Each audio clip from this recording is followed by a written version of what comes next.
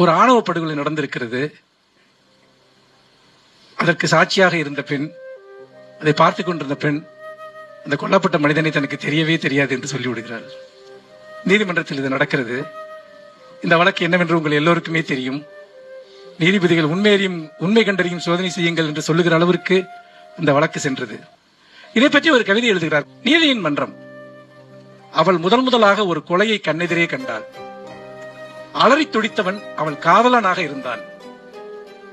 மூவர் கைகால்களை ஆட்ட விடாமல் பிடித்துக் கொள்ள கொஞ்சம் கெட்டியான ஆப்பிளை அறுப்பது போல ஒருவன் குரல் வலையை நறுக்கினான்.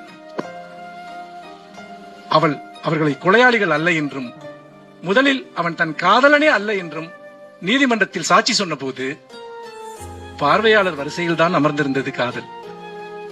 அதற்கு பின்னாடி ஒரு 2 வரி இருக்கு. அது இது போல எவ்வளவோ பார்த்து விட்டது.